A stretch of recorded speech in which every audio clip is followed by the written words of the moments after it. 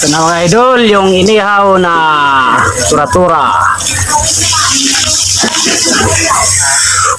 Kita mo naman.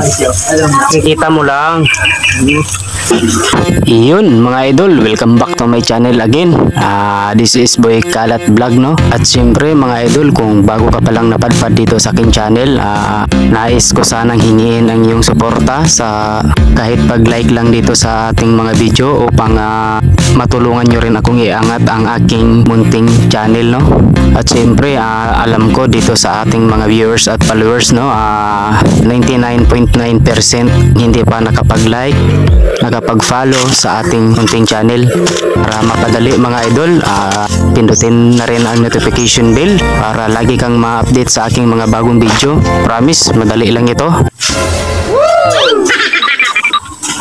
Yun mga idol, no, dahil nagpapawis tayo sa araw nito, ang ginawa pala namin ay nag-clearing kami dito sa aming bakuran. At dahil meron tayong mauulam na masarap ngayon, kaya masipag tayo ngayon. So sa araw na ito mga idol, iihawin natin itong sinasabi nilang tura-tura na isda. Kung sa English hindi ko sigurado kung janitor fish ba ito mga idol, no. Dito sa amin mga idol, mura lang ito. Bali yung binili ko pala 3 piraso ng tura-tura at 50 pesos lang po mga idol. At siyempre mga idol, bago natin iihawin, kailangan nating linisan mga idol, no.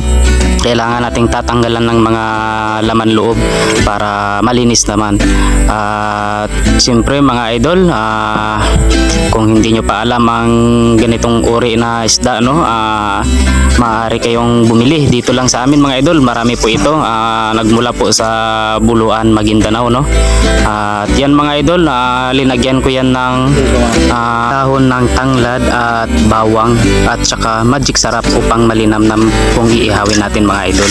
So ganyan lang yung mukha niya idol, pero pag natikman mo mga idol, tutulo talaga ang pawis at sipon mga idol, no. Pasintabi po dyan sa mga kumakain.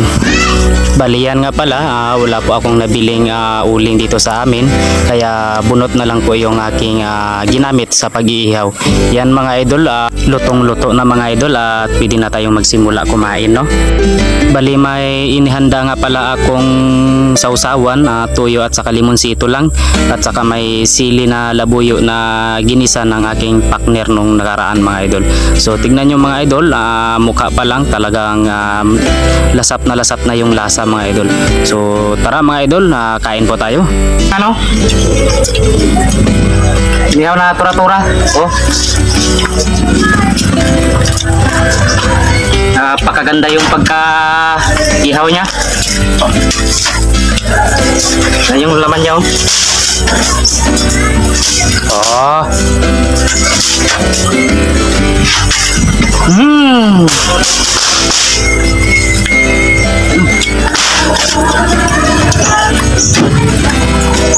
Hindi ba din Jake? Terus talaga. Kaya mga idol, kung sino man yung nakatikim na ng ganitong uri ng isda, sana mag-comment kayo dito sa baba mga idol upang malaman ko kung anong tawag sa inyo mga idol. Comment lang kayo dito sa baba. Sa mga gustong magpapa-shoutout nga pala, no, comment lang din sa baba upang ma-i-re po natin yung mga request yung shoutout kung taga saan po kayo. At siyempre mga idol, lagi po akong nagpapasalamat sa mga taong nakasuporta dito sa aking channel. Kahit baguhan pa lang tayo at hindi pa man ganun kasikat, sobra akong nagpapasalamat dahil sa mga followers ko at mga supporters ko dyan na napakasulit, no.